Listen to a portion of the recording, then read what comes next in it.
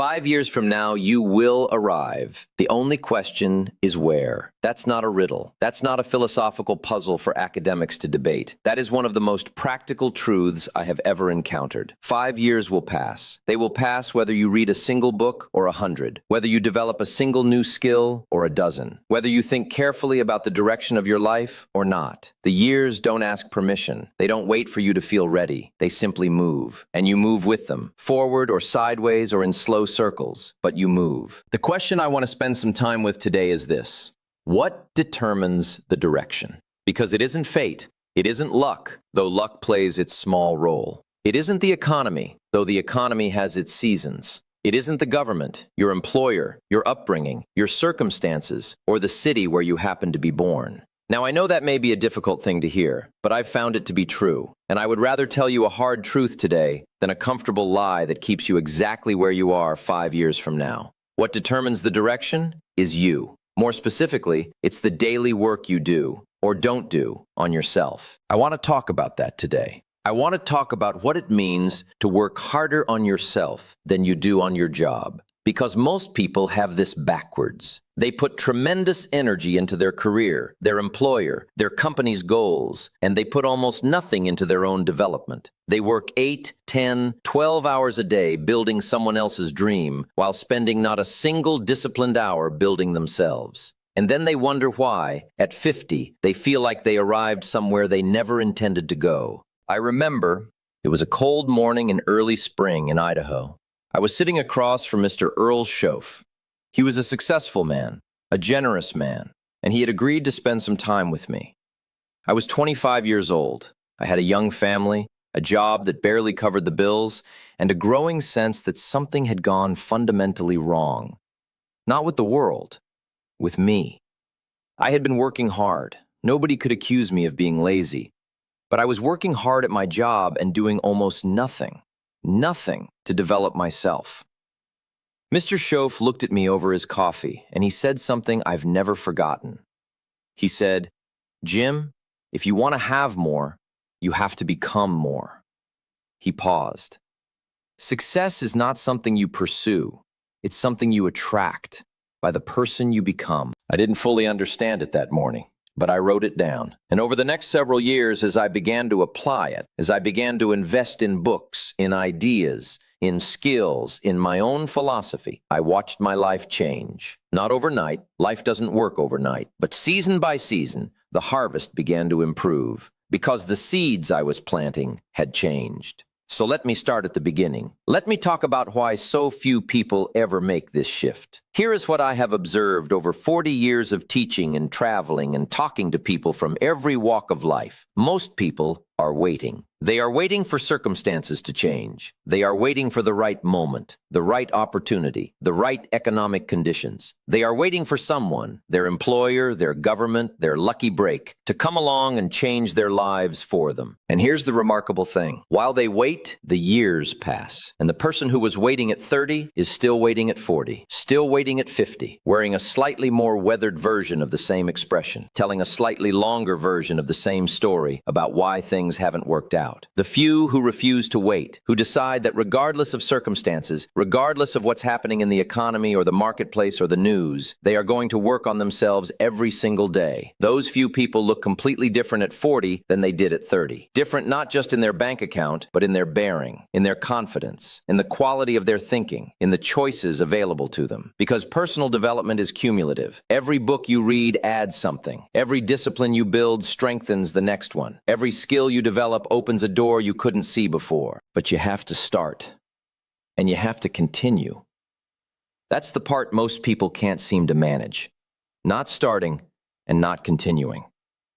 Let me talk about the first great obstacle, which I believe is philosophy. Now, when I say philosophy, some people imagine something distant and academic. Old men in togas debating the nature of reality. That's not what I mean. Your philosophy is simply the way you think about things. It's the set of beliefs you carry about yourself, about success, about how the world works, and about what's possible for a person like you.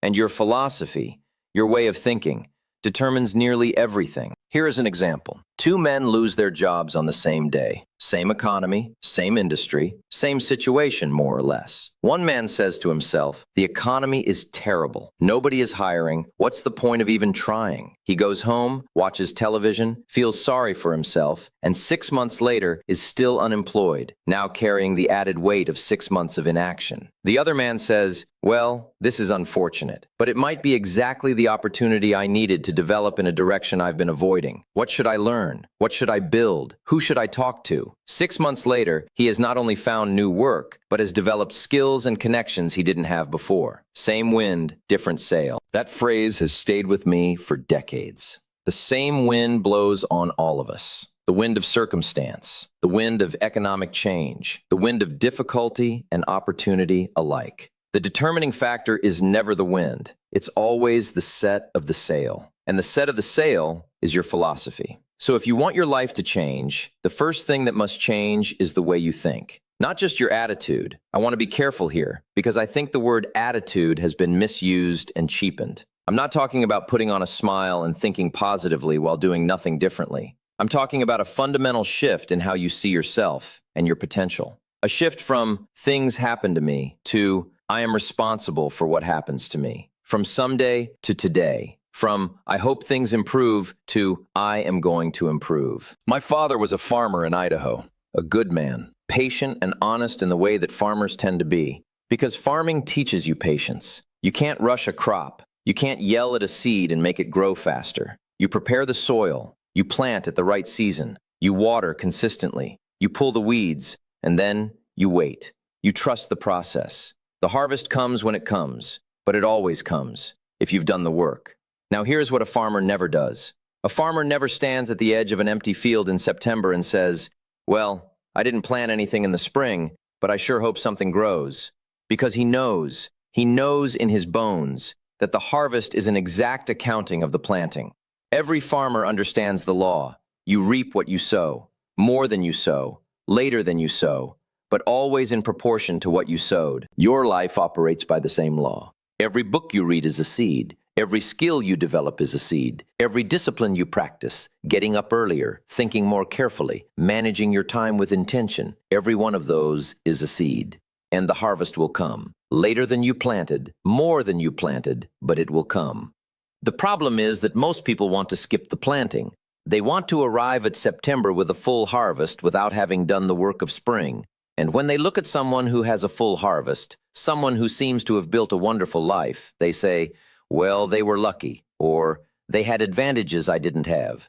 They see the harvest, but not the decades of planting. Here's what I found to be true. The disciplines that lead to a great life are not complicated. They are not secrets. They are not available only to the gifted or the privileged. They are available to any person willing to practice them consistently. The challenge is not in understanding them. The challenge is in doing them, day after day, season after season, even when results are not yet visible, especially then. Let me talk about the most important of those disciplines, learning. I have been saying for 40 years, and I will say it again, that formal education will make you a living, but self-education will make you a fortune. Now, I use the word fortune loosely. I don't just mean money, though money will come. I mean the full richness of a life lived with purpose and capability and expanding awareness. That is the fortune. The average person stops learning in any serious way the moment they leave school. They pick up their diploma or they end their studies and they put away the books. As if learning were a phase, something you do when young and leave behind when you enter the real world. And then they spend the next 40 years wondering why the world seems to belong to other people. Mr. Schoaf said to me early on, "Jim, miss a meal, but don't miss your reading." I thought about that for a long time. He wasn't being dramatic. He was making a precise point about priority. Food nourishes the body. Books nourish the mind. And in the long run, what goes into your mind shapes your life far more than what goes into your stomach. Now let me give you something concrete.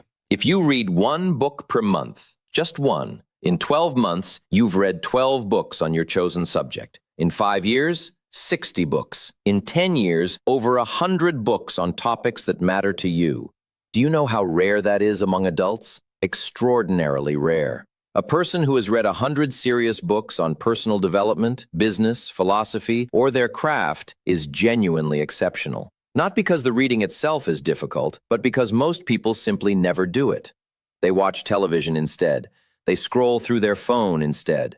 And then And this is the part that troubles me. They turn to the television and the phone and say, "Why isn't my life better?" The things you allow into your mind shape your thinking. The things that shape your thinking determine your philosophy. Your philosophy determines your decisions. Your decisions determine your actions. Your actions, practiced consistently over time, determine your results. It all flows from the input. Change the input, and eventually, not overnight, but eventually, you change the output. This is not magic. This is agriculture. This is farming. You plant a different seed and you get a different harvest. I want to talk about something related to learning, which is the challenge of association. You've heard me say this before, and I'll say it again. You are the average of the 5 people you spend the most time with. Now, some people hear that and immediately feel defensive. Are you saying I should abandon my friends? No, that's not what I'm saying. I'm saying you should think carefully, very carefully, about whose voice is loudest in your life. Whose thinking has the most influence on your thinking? Whose habits are closest to your daily habits? Because here is what I have observed. It is very difficult to think bigger than the people around you. If everyone you spend time with has given up on growth, has a philosophy built around comfort and complaint, has no ambition beyond getting through the week, that thinking gets into you. It's not their fault. They're not trying to hold you back. It's simply the nature of association. We absorb the attitudes, the vocabulary, the habits of mind, and the level of expectation of the people we're around most. I remember a young man I met years ago. I won't use his name, but he came to me after a seminar in Chicago.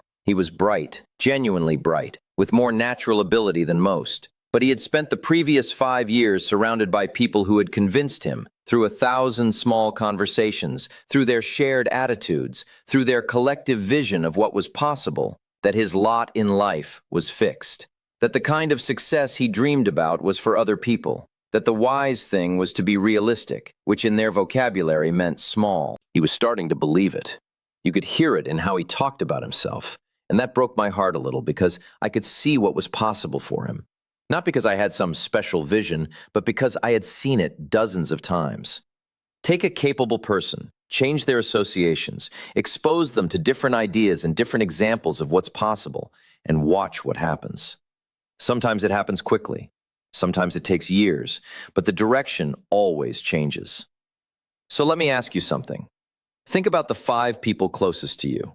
Think about their philosophy of life, not their warmth or their friendship, which may be real and valuable, but their philosophy, their beliefs about what's possible, their daily habits, the way they spend their time and their money, their attitude toward learning and growth.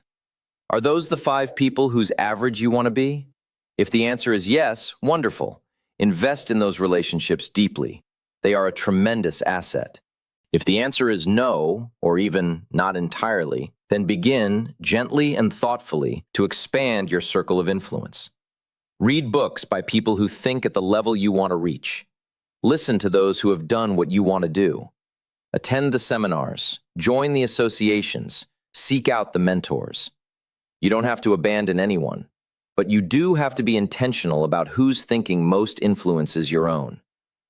Now I want to turn to the subject of daily disciplines, because philosophy and association matter enormously, but at the end of the day, it's the daily habits that actually build the life. Here's the problem with disciplines. They are easy to do, and they are equally easy not to do. That's what makes them disciplines rather than requirements. Nobody requires you to read. Nobody requires you to exercise. Nobody requires you to keep a journal, or plan your day, or review your goals, or develop your skills. You can go years, decades, without doing any of these things, and nothing dramatic will happen to you today, or tomorrow, or this month. That's the trap. The disciplines don't punish you immediately for neglecting them. The consequences of neglect are distant, slow, invisible for a long time. And so the person who skips their reading today says, well, one day won't matter, and they are right. One day doesn't matter, but 1,000 days, 1,000 daily decisions to not do the thing, those add up to a life, and by the time the result is visible, years have passed. Mr. Schoaf explained it to me this way. He said, Jim, the things that are easy to do are also easy not to do. And it's the things you don't do that eventually accumulate into your biggest regrets. That was a turning point for me, because I had been making the casual decision, the easy decision, every day. And I had been paying for it in a way I couldn't yet fully see. What does the discipline of daily self-investment actually look like? Let me be practical here, because I believe in practical application. I've met people who can discuss the philosophy of self-development with great eloquence and then go home and do nothing. Eloquence without application is entertainment.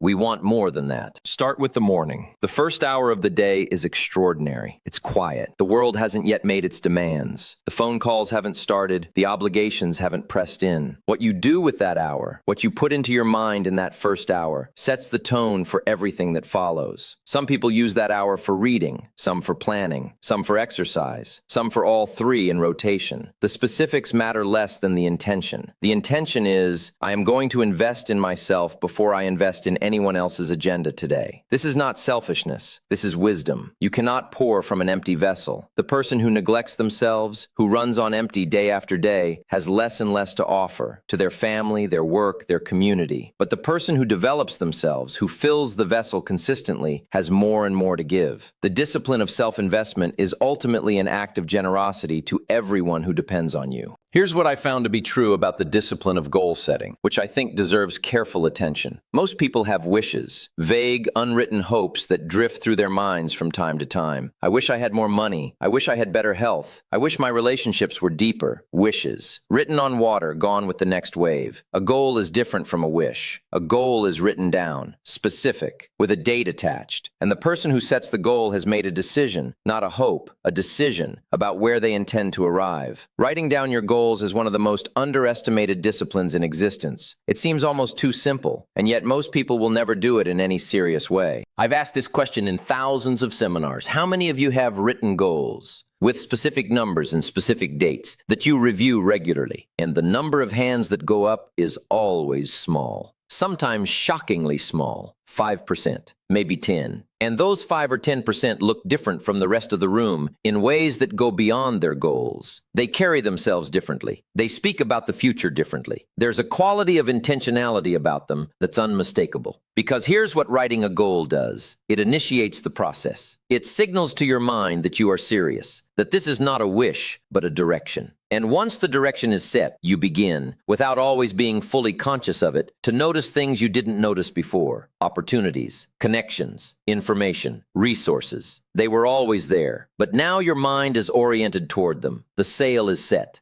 Let me talk about something that's closely related to disciplines, and that's the concept of working on yourself not just in knowledge, but in character. Because I've met people who were tremendously knowledgeable, who had read widely and could speak impressively about success philosophy, and yet whose lives were a mess. Because they had not worked on their character. They had not developed integrity or patience or the ability to delay gratification or genuine consideration for other people. And without those things, knowledge alone doesn't produce the life you're after. It might produce a certain kind of income. It might produce a certain kind of status, but not a life of real richness and real meaning. Character is what you do when no one is watching. It's the decision you make when no one will know whether you made the right one or the wrong one. It's the promise you keep to yourself when breaking it would be easy and undetected. And character is built or eroded the same way everything else is, by small daily choices, each one seemingly insignificant, adding up over years to a person.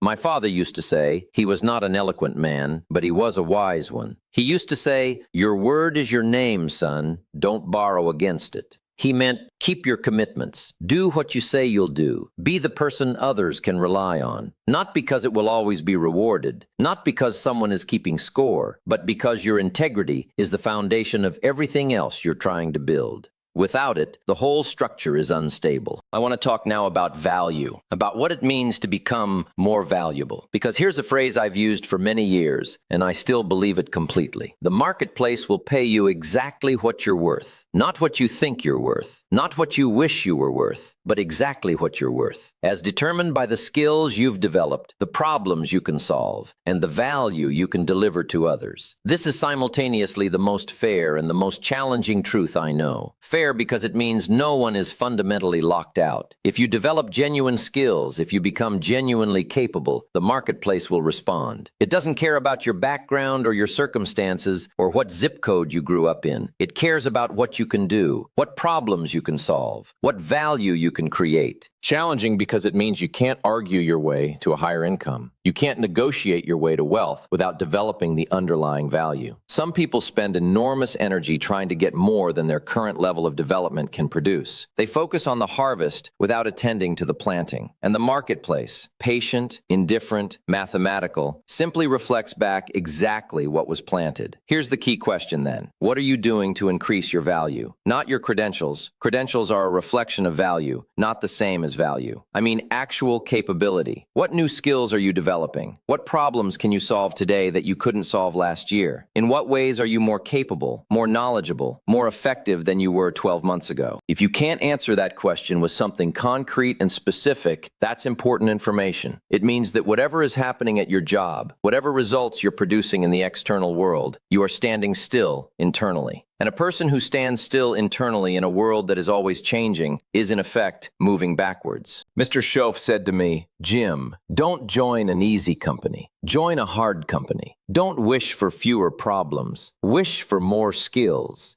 That was not what I expected to hear. I had been looking for the easy path, the path of least resistance. And he was telling me that the path of greatest resistance was the path of greatest development. And that development, that growth, was the only thing that was really going to change my life. I was frustrated at first. I wanted shortcuts. I think most people do. We want someone to tell us the secret that the successful people are hiding. We want the formula, the system, the strategy that makes everything work without the difficult, patient, daily discipline of becoming. And every generation there are people willing to sell that story. 10 easy steps to unlimited wealth. The one secret successful people don't want you to know. We buy the books. We attend the seminars. We look for the shortcut. And when the shortcut doesn't deliver, when we discover, as we always do, that there is no substitute for the daily work of becoming, some people get angry.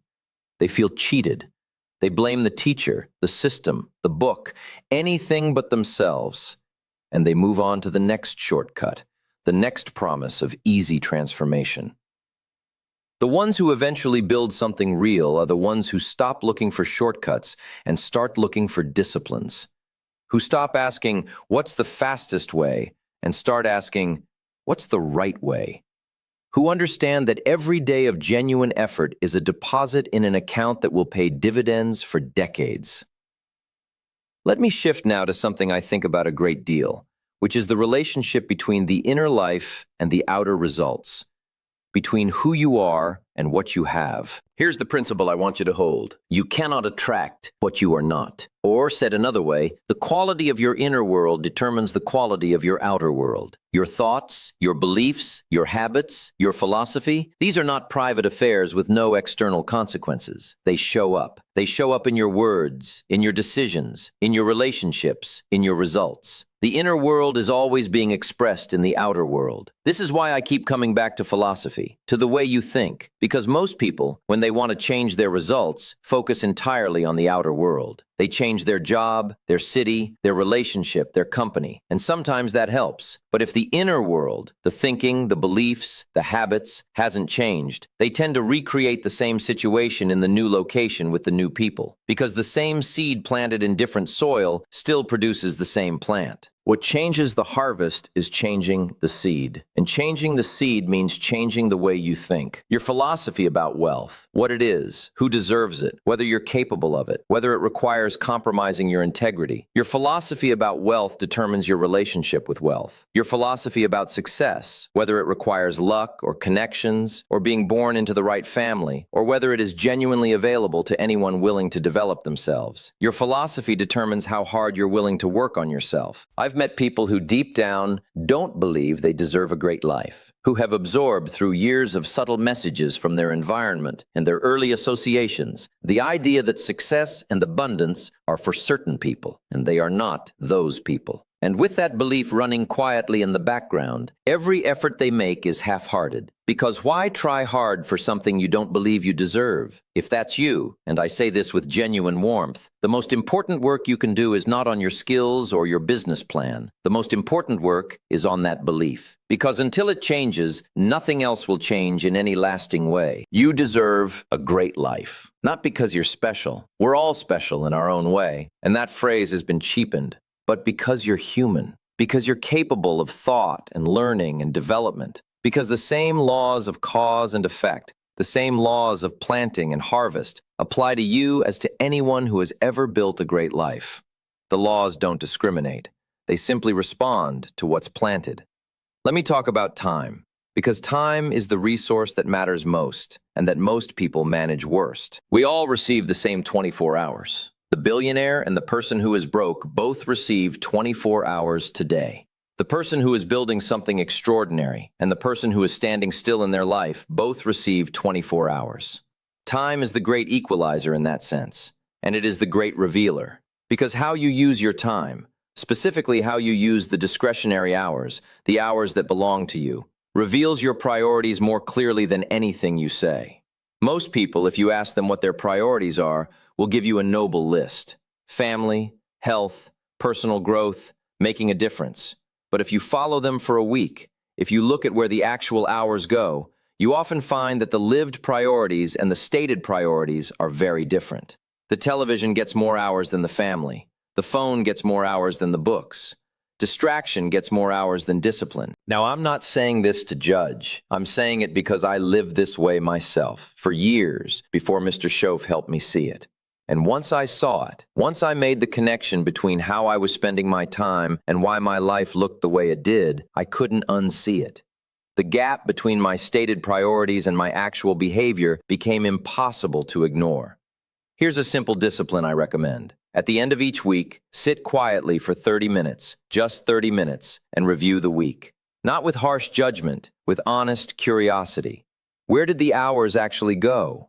What did I invest in my development this week? What did I invest in relationships that matter? What did I let the television or the distractions have that I would rather have invested somewhere better? You don't have to be perfect. Perfect is not the goal. Progress is the goal. Small, consistent progress, week after week, month after month. The person who improves by even 1% each week, if you do the mathematics, and it's worth doing, will be a dramatically different person in 5 years than the person who stays exactly where they are. Let me ask you something. If 5 years from now you were twice as knowledgeable as you are today, if you had developed 2 or 3 substantial new skills, if you had read 50 or 60 serious books, if you had become genuinely better at the things that matter most in your field, would your life be different? Would the marketplace value you differently? Would you feel differently about yourself? I think you know the answer. I think that's why you're here listening to these words. Something in you knows that more is possible. Something in you senses that the gap between your current life and the life you want is not a gap of luck or circumstances or connections.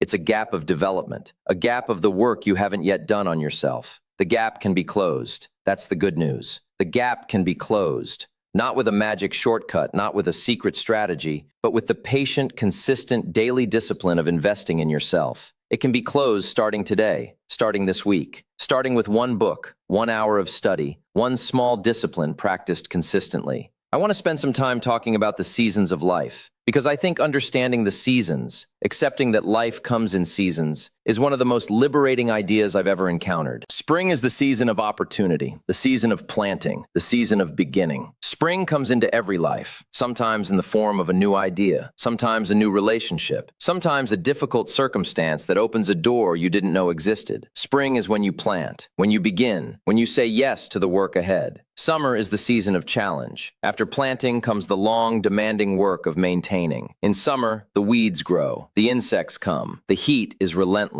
Summer tests whether you were serious about what you planted in spring. Many people plant in spring and quit in summer. They get excited about a new goal, a new direction, a new commitment, and then the first difficulty arrives and they retreat. They say, well, I tried, it wasn't meant to be, and they wait for a new spring, not realizing that the crop they abandoned is still there, half grown, waiting for them to return. Fall is the season of harvest, the reward of everything you planted and tended. Fall is when the results of your disciplines appear, when the skills you developed begin to compound, when the investments of years begin to pay. Fall is a beautiful season in a life, and it comes. It always comes, if you planted well and tended consistently. But here's the one I want to dwell on, winter. Because winter is the season nobody talks about in the motivational speeches. Winter is the season when nothing seems to be growing, when the results are not visible, when the effort seems futile, futile and the progress seems stalled. When the cold is relentless and the landscape looks barren. Every life has winters, long winters sometimes. Winters of grief and loss. Winters of financial difficulty. Winters of doubt and discouragement. Winters of illness. Winters when you've done everything right and the results still haven't come. And you begin to wonder if you were wrong about the whole thing. Here is what I have learned about winter. You cannot skip it. You can curse it, complain about it, resent it, try to deny it, but you cannot skip it. Winter comes. That is one of the oldest facts about life. And the question winter poses is not, why is this happening to me? But what kind of person am I going to be in this season? Because the seeds planted in winter, the reading you do when you least feel like it, the disciplines you maintain when everything in you wants to give up, the faith you hold in the process when no results are visible, those seeds planted in winter often yield the most remarkable harvests. My father knew this. Farmers know this. The winter is not a mistake. It is part of the cycle. And the cycle, if you respect it and work within it rather than against it, always, always comes back to spring.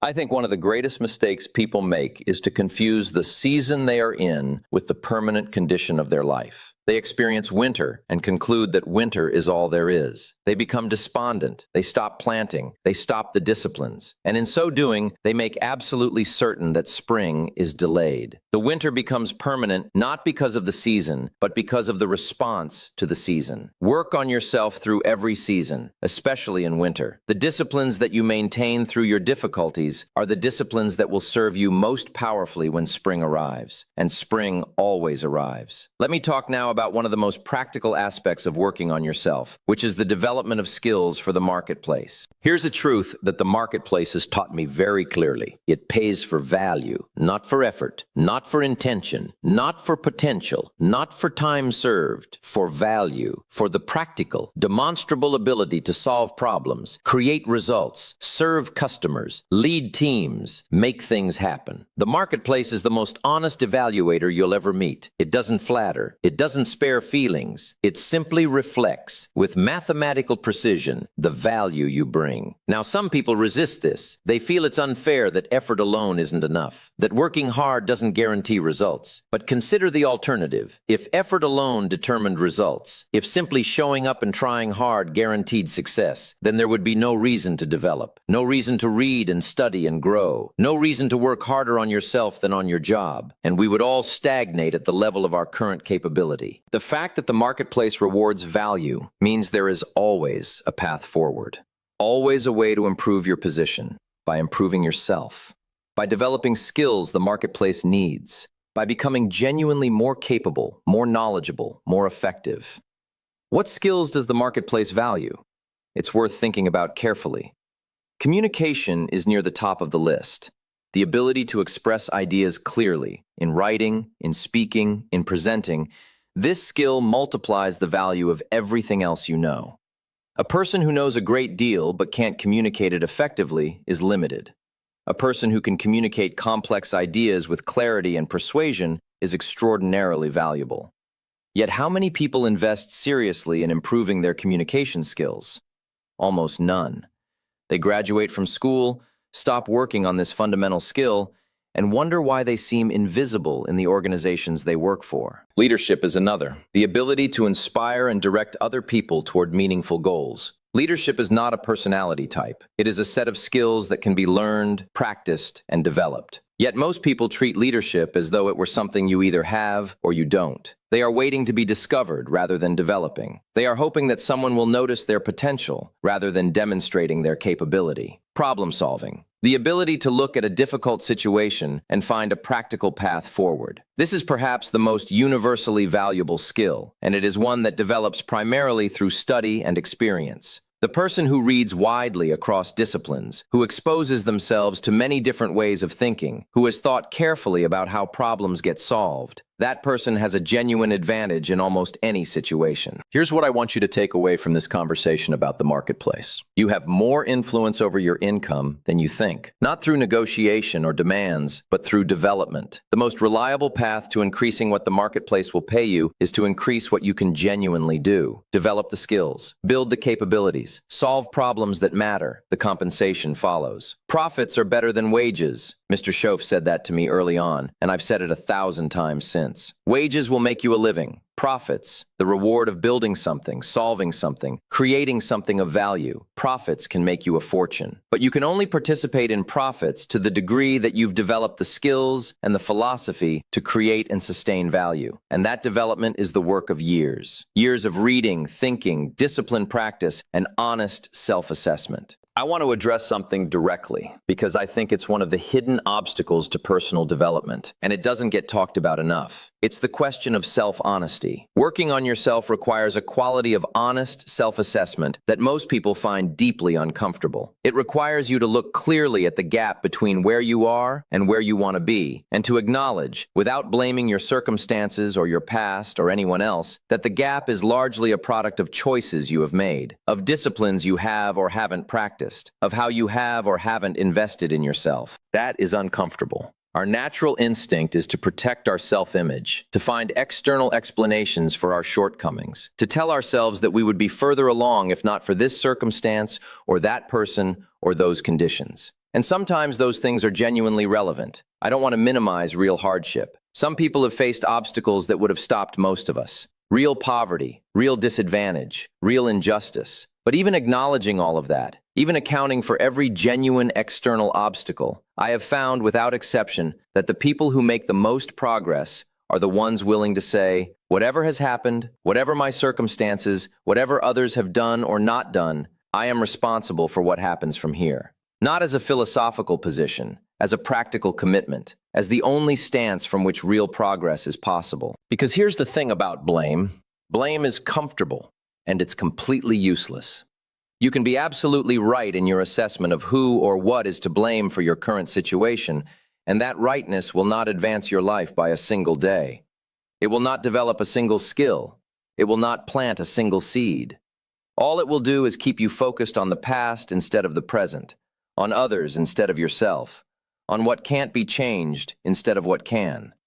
The shift from blame to responsibility, from why is this happening to me to what am I going to do about this, is one of the most significant shifts a person can make. It is the shift from victim to actor, from passenger to driver. And it is, in my experience, the prerequisite for everything else. Now here's something I want to add, because I don't want you to hear what I'm saying as harsh or cold. Taking responsibility for your life does not mean there is no grace in it, no serendipity, no help from others, no gifts of circumstance, no moments of unexpected blessing. All of those exist. I have experienced them myself, and I am grateful for every one. What taking responsibility means is this: while I am grateful for every blessing that arrives, I am not waiting for blessings to act. While I welcome every opportunity that comes my way, I am not sitting idle, hoping for opportunities. While I appreciate every person who helps me, I am not depending on help to begin. I am planting, every day, in every season. Not because I can control the harvest, I can't entirely, but because I know that without planting, there is no harvest at all. Let me come back to something near the beginning of our time together, because I want to develop it more fully. The idea of associations, the people around you, and how they shape your development. I've spoken about the danger of surrounding yourself with people whose philosophy limits your possibilities. But I want to say something positive about the power of good associations, because it is one of the most underutilized resources in most people's lives. Find a mentor. Find someone who has done what you want to do, who has become the kind of person you want to become, and study them. Not in a shallow way, not just their success tips and their quotes. Study their philosophy. Study how they think. Study their daily disciplines. Study what they read and who they spend time with and how they approach problems. If you can get direct access, wonderful. If not, get indirect access through their books, their recorded talks, their writings. Most of the great teachers throughout history have left behind a body of work that amounts to an open invitation to study with them. I was fortunate enough to have Mr. Earl Schoaf come into my life when I was 25. He was patient with me. He didn't give me fish. He taught me to fish. He didn't tell me what to do. He taught me how to think. He asked me questions that I couldn't answer at the time, but that stayed with me for years, growing in importance as I grew in understanding. And eventually, the questions he planted in me became the answers I needed. Not everyone will have a Mr. Schoaf walk into their life. But everyone has access to the great thinkers and teachers through their books, through their recordings, through their ideas. The library, any library, is one of the most extraordinary resources in human civilization, and it is available to almost everyone. I've always said, if you want to change your life in 5 years, go to the library. Not once, regularly. Make it a discipline. Make it a practice. Because the books on those shelves are conversations with the greatest minds humanity has produced. And those conversations are available to you, free of charge, right now. Most people don't take advantage of this. The average adult in the United States reads fewer than 1 book per year. 1 book per year. And people wonder why their lives don't change. You cannot grow significantly on 1 book per year. You cannot develop a rich and powerful philosophy on 1 book per year. You need sustained, disciplined, intentional intellectual input, and the return on that input is extraordinary. There's a kind of compound interest in learning. The first 50 books you read change you somewhat, but those 50 books also change what you can get from the next 50 books, because your frame of reference expands. The connections you can make multiply. The patterns you can recognize across different domains of knowledge become richer and more nuanced. And the person who has read 300 books on serious subjects thinks in a fundamentally different way than the person who has read 3. Not better in the sense of superior, but more capable, more connected, more equipped to navigate the genuine complexity of life. I want to talk about one more thing before we come to a close, and that is the relationship between the disciplines of self-investment and what I'd call the fullness of life. Because I'm aware that some people here work harder on yourself than on your job, and they think, that sounds exhausting. That sounds like more pressure, more obligation, more things I'm supposed to be doing that I'm not doing. And if that's what you're hearing, I want to offer you a different frame. The disciplines of personal development are not a burden. They are a liberation. They are what makes the rest of life more meaningful, more enjoyable, more rich. The person who reads widely has more to think about, more to connect with others over, more ways of finding meaning in the experiences of daily life. The person who has developed genuine skills has more confidence, more security, more capacity for generosity. The person who lives with clear values and consistent disciplines has a quality of inner peace that the person scrambling for external validation can never quite achieve. Working on yourself is not about achievement as an end in itself. It's not about being more impressive or accumulating more accolades. It's about becoming more fully yourself, about developing the capacities that allow you to live, give, and contribute at a level that matches what's possible for you, about arriving at the end of your life with the sense that you became who you were capable of becoming, that you didn't leave the majority of your potential in the field, unplanted and unharvested. That, to me, is the deepest motivation for self-development. Not the money, not the status, not the admiration of others. Those things come, and they're fine. But the deepest motivation is the life itself, the fullness of it, the richness of a mind that has been cultivated, the satisfaction of a character that has been built with intention, the peace of a person who knows themselves and knows that they are giving their best. My father lived that kind of life. He was not a wealthy man by any external measure. He didn't travel or drive luxury automobiles or collect impressive titles. He was a farmer who worked hard, kept his word, loved his family, and thought carefully about his life. He died a contented man, not because everything went the way he planned, because it didn't, it never does, but because he had been faithful to his disciplines, true to his values, generous with what he had. He had become who he meant to be. That's the harvest worth working for. And here's what I want you to take away from everything we've talked about today. The decision to work harder on yourself than you do on your job, to prioritize your development above the daily demands of the external world.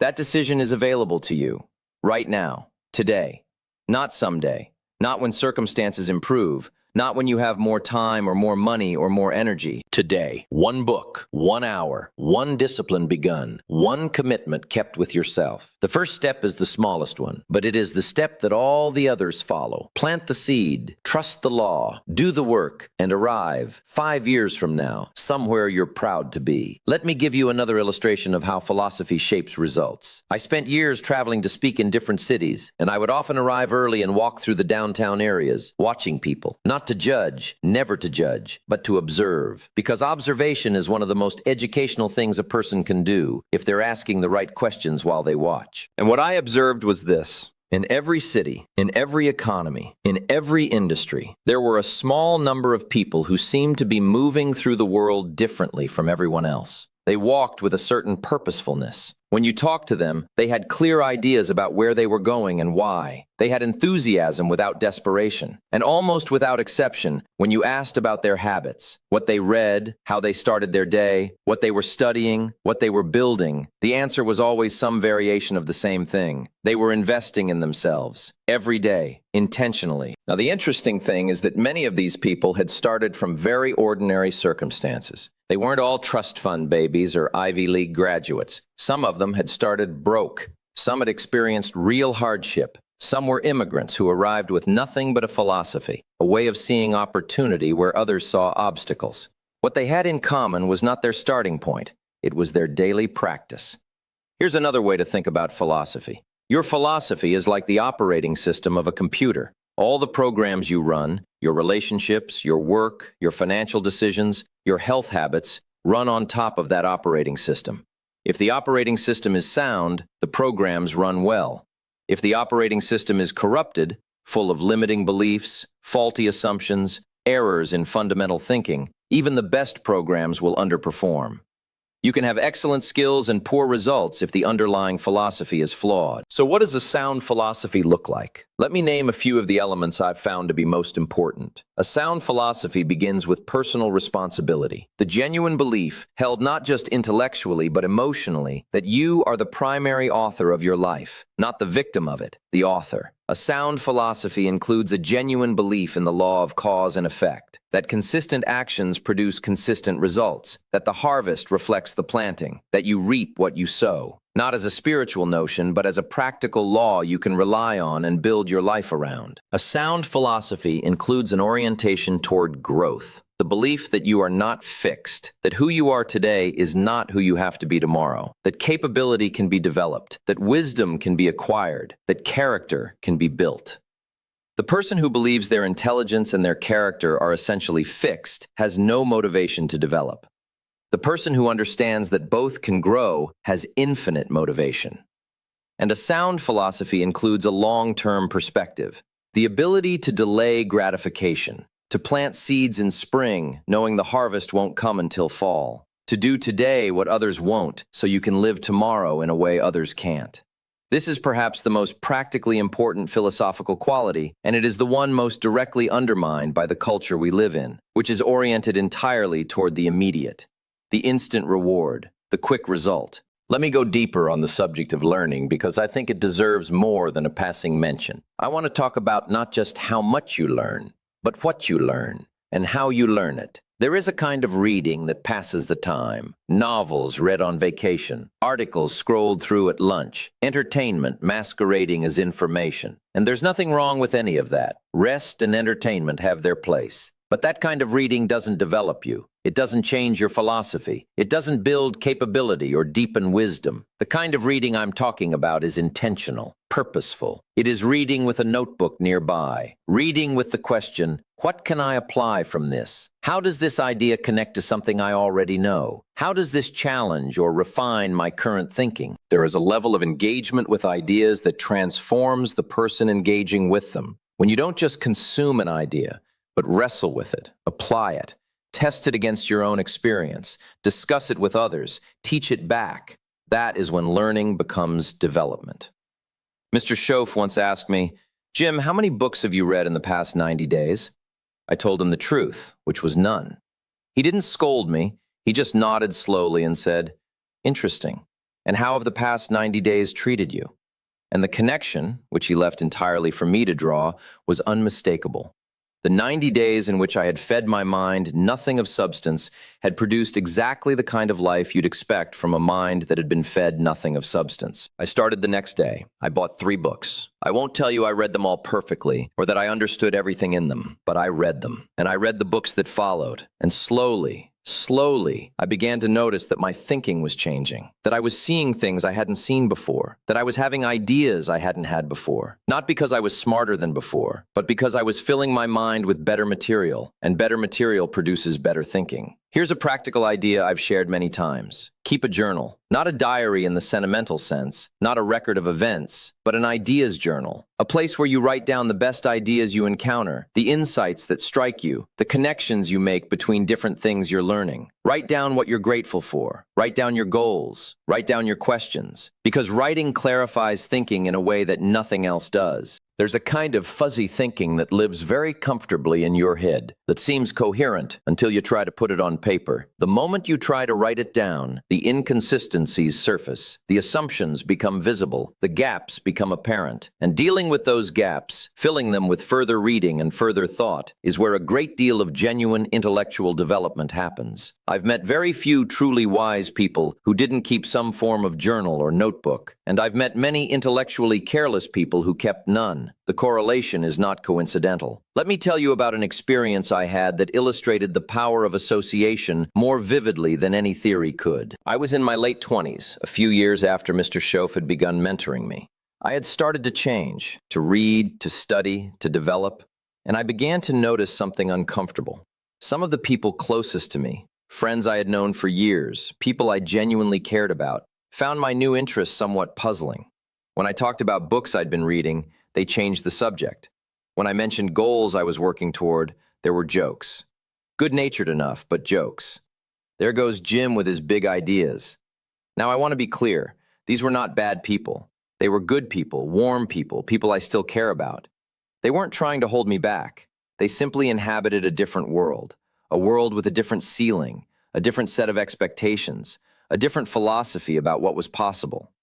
And spending significant time in that world meant absorbing, gradually, almost imperceptibly, its ceiling as my own. The solution was not to abandon those friendships. The solution was to expand my circle, to seek out, deliberately and intentionally, people who were thinking bigger, achieving more, asking better questions, people who would challenge my thinking rather than simply confirm my current level of it. As I expanded that circle, as I attended more seminars, read more books, sought out more mentors, something happened to my native circle as well. Because as I developed, as my results began to improve, as my thinking became more expansive, some of those original friends began to ask different questions. What are you reading? How are you doing that? What changed for you? Not all of them, but some. And those conversations, those early invitations, planted seeds in people I cared about. You can be a beacon without being a bully. You can grow without making others feel diminished. You can expand your circle without abandoning your roots. But you do have to grow. You do have to be willing to seek out people who are further along than you and learn from them. Because comfort without development is just stagnation wearing a pleasant mask. Here's something else about associations that doesn't get talked about enough. The associations you form with the dead. Through books, through recorded speeches, through the body of wisdom left behind by people who lived extraordinary lives. These associations are available to anyone. You don't need connections. You don't need money. You don't need a particular background. Abraham Lincoln, who educated himself largely by firelight after long days of physical labor, is available to you through his writings. Marcus Aurelius, who governed an empire and thought deeply about character and discipline, is available to you through his journals. Benjamin Franklin, who began life in poverty and developed himself into one of the most capable and versatile human beings who ever lived, is available to you through his autobiography. These people are your associates if you choose them. Their thinking can influence your thinking. Their philosophy can challenge and refine your philosophy. Their examples can expand your sense of what is possible for a human being willing to commit to lifelong self-development. That is the extraordinary gift of literacy, of books, of the accumulated wisdom of civilization. It is sitting there,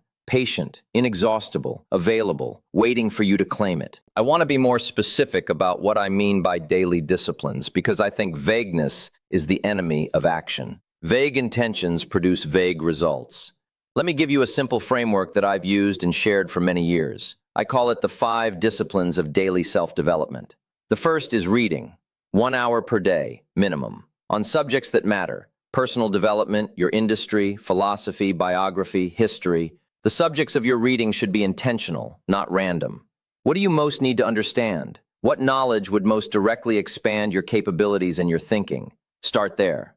1 hour, every day. The second discipline is reflection. This one is undervalued. Not just reading and consuming, but sitting quietly with what you've read and thought, asking yourself, what does this mean? What are the implications? How does this apply to my life? Where am I acting in contradiction to what I say I believe? Many people are so busy taking in new information that they never process what they've already received. Reflection is the processing. Without it, the reading is incomplete. The third discipline is physical. I know we're talking about intellectual and philosophical development, but the mind and the body are not separate. A body that is not maintained becomes a drag on everything else. Energy, clarity, the ability to focus and persist, these are physical as much as mental. Regular exercise is not a luxury for the health conscious. It is a discipline for anyone who wants to perform at their highest level across the full span of their life. The fourth discipline is planning. Spending time, regularly, intentionally, thinking about where you are going, reviewing your goals, adjusting your course based on what you're learning. Most people spend more time planning a vacation than planning their life. The vacation lasts a week. The life lasts decades. The disproportion is remarkable, and the results reflect it. The fifth discipline is service, giving, contributing. Not just developing yourself for your own benefit, but developing yourself so that you have more to give. The most developed people I've ever known were not the most self-absorbed. They were the most generous. Because genuine development produces an overflow, and overflow naturally seeks to benefit others. The discipline of service keeps your development oriented outward rather than inward.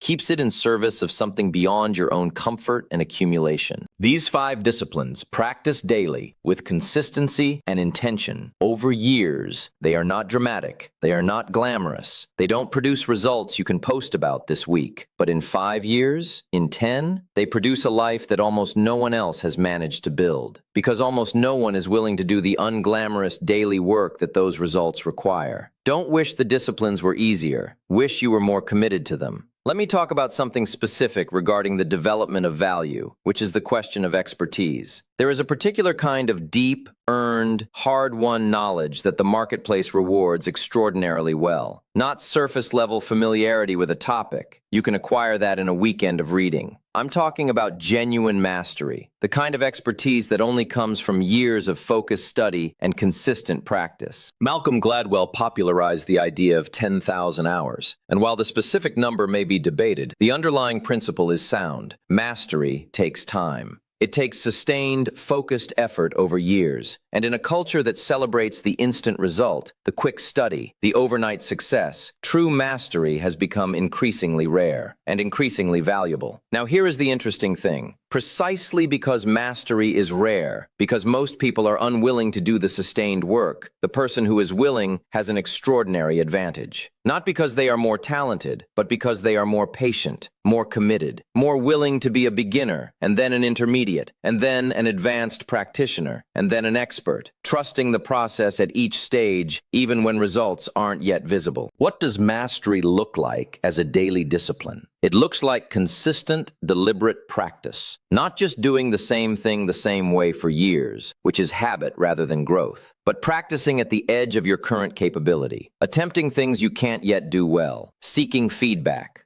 Honest feedback, not flattery, and using it to improve. Studying the masters in your field not just to admire them, but to understand specifically what they know that you don't yet know, and what they practice that you don't yet practice. Here's something Mr. Schoaf said that I've never forgotten. Jim, the marketplace pays extraordinary rewards for extraordinary service. Not for ordinary service, for extraordinary service. And extraordinary service requires extraordinary capability. And extraordinary capability requires extraordinary development. It all traces back to the same source, the work you do on yourself. There's a related point about the development of value that I want to make. In most careers, there comes a point where technical skill alone is insufficient, where the ceiling of what technical skill alone can produce becomes visible. And the people who break through that ceiling are almost always the ones who have developed something beyond technical skill. They have developed wisdom, judgment, the ability to see patterns across contexts, the ability to lead and inspire, the ability to think strategically about complex situations. These capacities don't come from technical training. They come from the broader work of self-development, from reading widely, thinking deeply, learning from a range of different experiences and reflecting carefully on what those experiences have taught you. They come from the philosophical and character development that is the real subject of everything we're discussing today. This is why I insist that working on yourself, in the full sense, not just adding technical credentials, is the most important career strategy available. Not the only strategy, but the most important one. Because it develops the whole person, and the whole person is what the marketplace eventually rewards most handsomely. Let me go deeper on winter because I think it deserves more than a passing mention.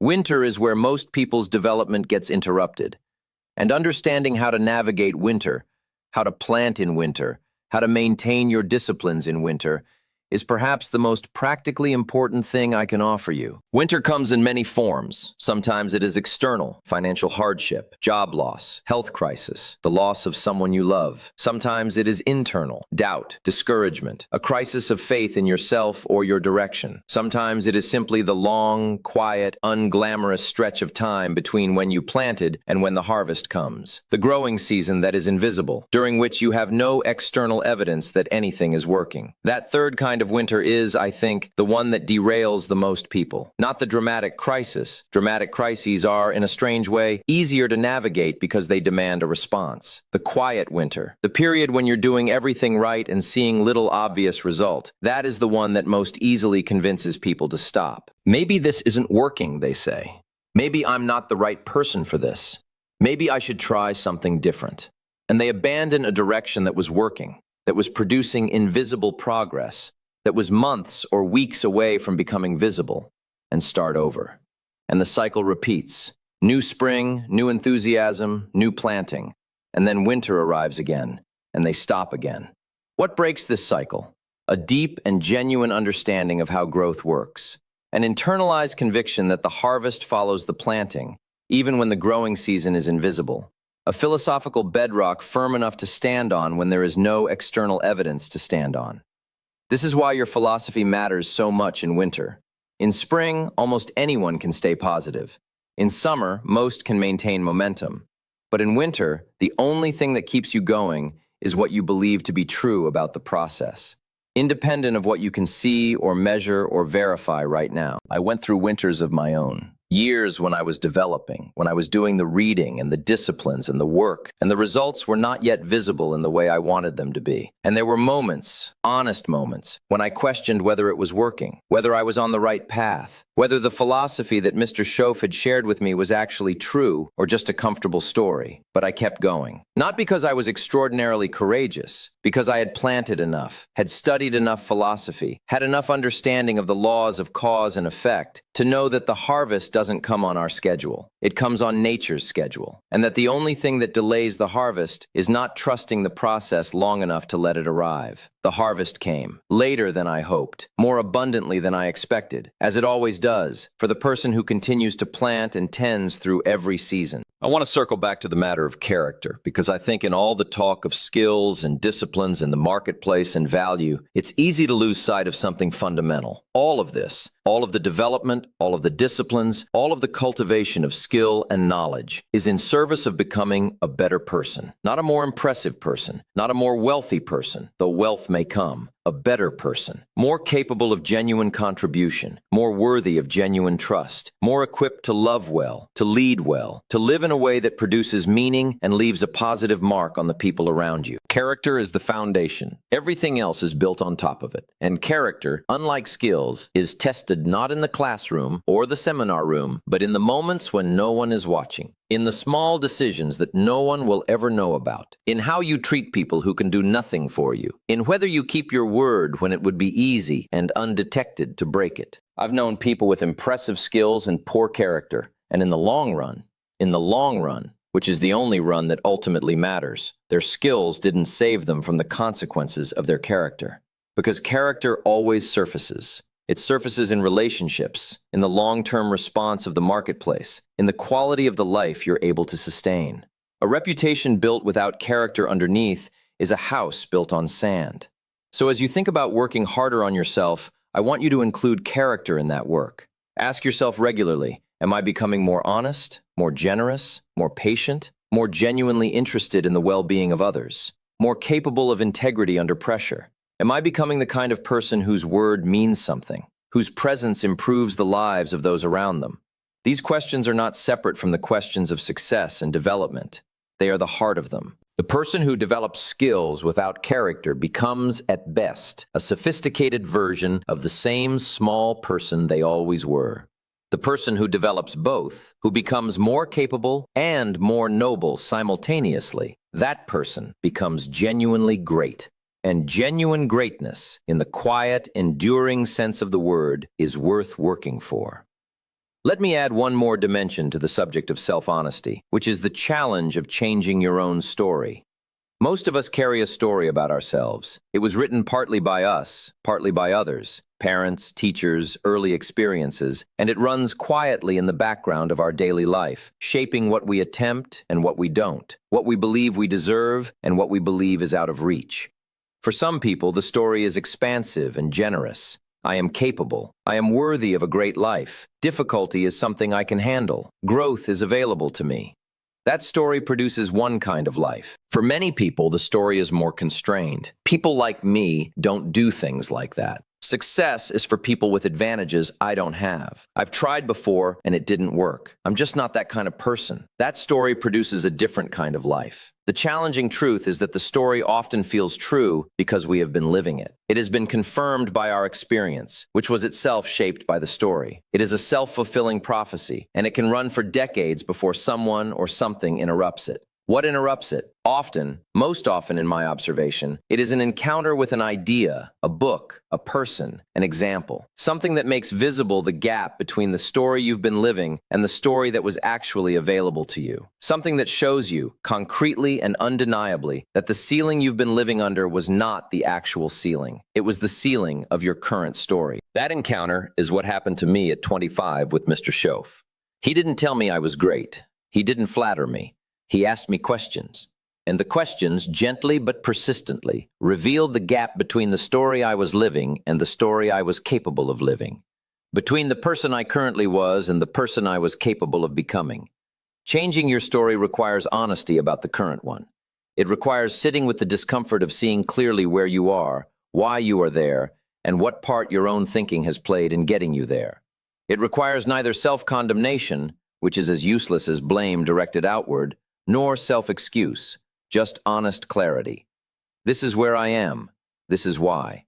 And now, this is where I am going. That's the story worth writing. The story of intentional development, of deliberate becoming, of daily disciplines maintained through every season, of character built through every small, honest decision, of value cultivated and offered in genuine service to others. That is the story that, 5 years from now, you will be proud to be living. One more thought on the subject of time, because I don't think I gave it the full attention it deserves. There's a way of thinking about time that most people have absorbed without examining it. The idea that time is a resource primarily defined by how much of it you don't have. I don't have time. That is perhaps the most common sentence in modern life. I don't have time to read. I don't have time to exercise. I don't have time to plan. I don't have time to develop myself. I've been careful not to respond to that phrase with judgment because often it's genuinely felt. The demands are real. The pressures are real. A parent of young children, a person working 2 jobs, a person dealing with health challenges. These are real constraints on discretionary time. But let me ask you something. If you tracked every hour of your last week, every hour, would you find that there was literally not a single hour available for self-investment? Not a single hour? Most people, when they actually track their time honestly, find that hours are available. They are simply being spent on other things. Some of those things are genuinely necessary, but some are simply comfortable, habitual, the default setting of a life that hasn't been designed with intention. Here's what I've found. You don't need enormous blocks of time to develop yourself. You need consistent, protected, intentional segments of time. An hour in the morning before the day begins, 30 minutes at lunch, 30 minutes before bed. These small, consistent investments, made daily, add up to something extraordinary over years. And here's the other thing about time. The investment pays compound interest. An hour spent developing your capabilities today is not just worth 1 hour of capability. It is worth the capabilities that capability makes possible. The skills you develop this year open doors that make next year more productive. The reading you do this month gives you ideas you'll be using for years. Time invested in genuine development returns many multiples of itself. The person who says, "I don't have time to develop myself," is often spending their time in ways that don't develop the capabilities that would give them more time. They are working inefficiently in the present because they haven't invested in the capabilities that would allow them to work more effectively in the future. Use your time with intention. Protect the hours of self-investment the way you'd protect any other valuable asset, because they are the most valuable asset you have.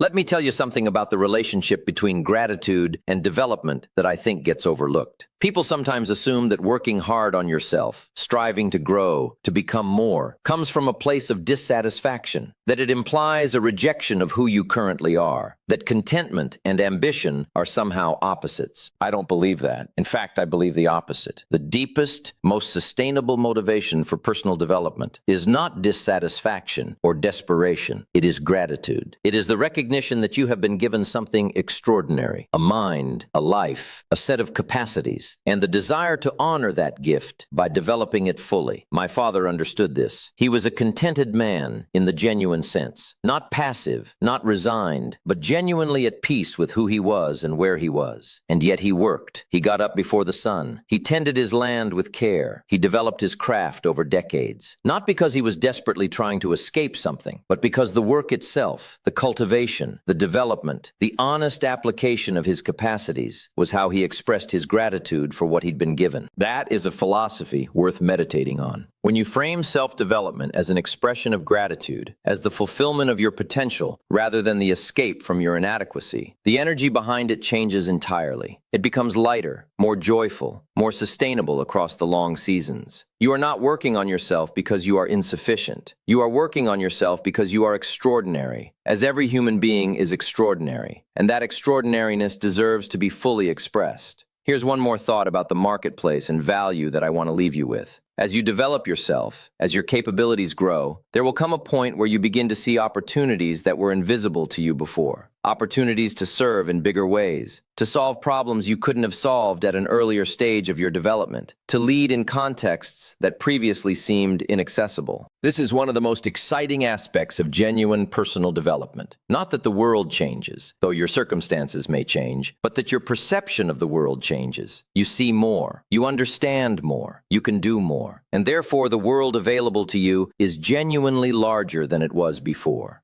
I remember the moment I realized this. It was a few years into my serious self-development work. I was at a gathering of business people I would have felt completely out of my depth with just a few years earlier. And I realized, sitting there in that conversation, that I was contributing, that I had ideas worth sharing, that the reading and the studying and the disciplines had produced not just information, but genuine capability. A new way of seeing and thinking that was actually useful in the real world, in real conversations, with real people. That was a quiet but profound moment. Not dramatic. No one else knew anything had changed. But I knew. And that knowing, that earned confidence, that verified sense of genuine development is one of the sweetest rewards of the daily disciplines. Earned confidence is different from assumed confidence. Assumed confidence, the bravado of someone who hasn't yet done the work but acts as if they have, is fragile. It shatters under pressure. Earned confidence, built on a foundation of genuine development, is solid. You can take it anywhere. It doesn't require the approval of others. It doesn't need external validation. It simply knows what it knows and can do what it can do. That is what you are building, day by day, with every book you read and every discipline you practice and every honest conversation you have with yourself about where you are and where you are going. You are building earned confidence, earned capability, earned wisdom. And in the end,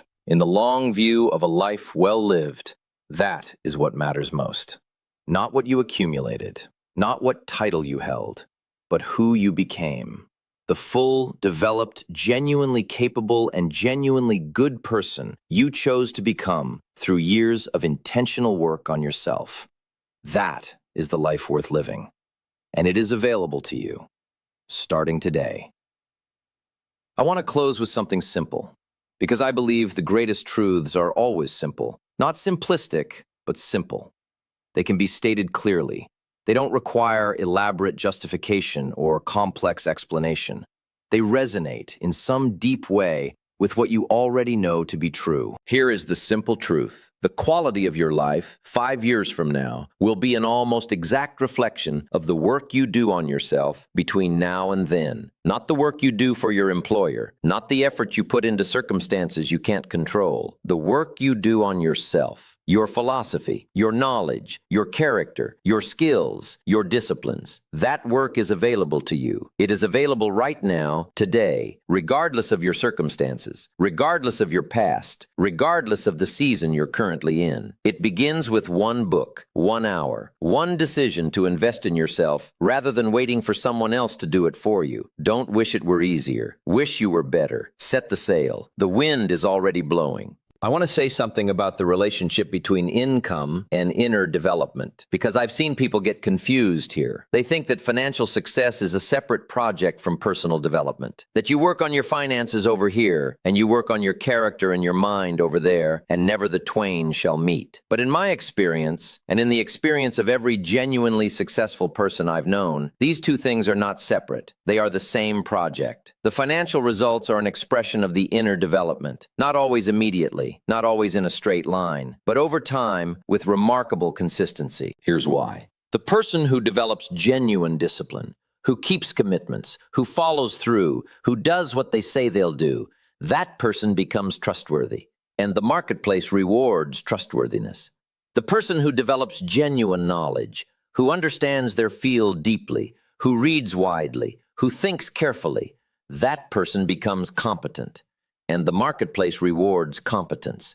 The person who develops genuine character, who treats others with respect, who leads with integrity, who considers the long-term consequences of their choices, that person becomes the kind of leader others want to follow.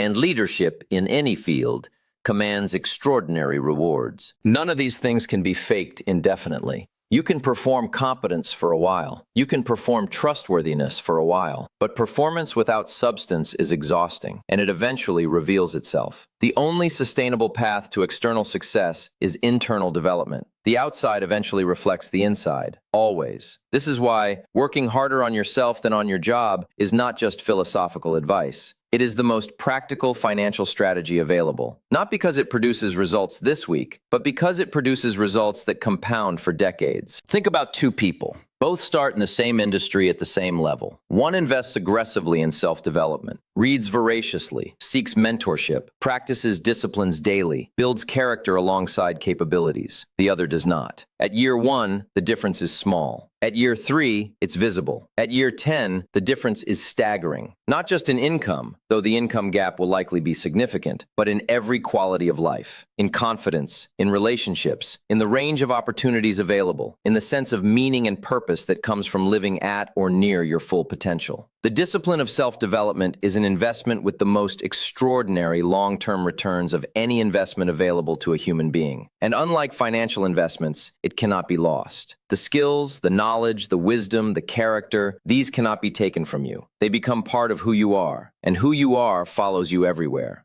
I've said a lot today. Let me see if I can bring it together simply. Work harder on yourself than you do on your job. Not instead of your job, not instead of your responsibilities, but in addition to them, and ultimately in service of doing them better. Because the person you become through disciplined self-development will do every job, fulfill every responsibility, and live every relationship at a higher level than the person who never made that investment. Read every day. Feed your mind the way you feed your body, with intention and consistency. Not just anything, but nourishing material. Books that challenge you, ideas that expand you, philosophy that grounds you. Think carefully about your associations, not with judgment of others, but with intention about your own development. Seek out the people who are further along, who think more expansively, who can show you by their example what is possible, and become, for others, the person who raises the ceiling. Practice the daily disciplines: reading, reflection, physical health, planning, service,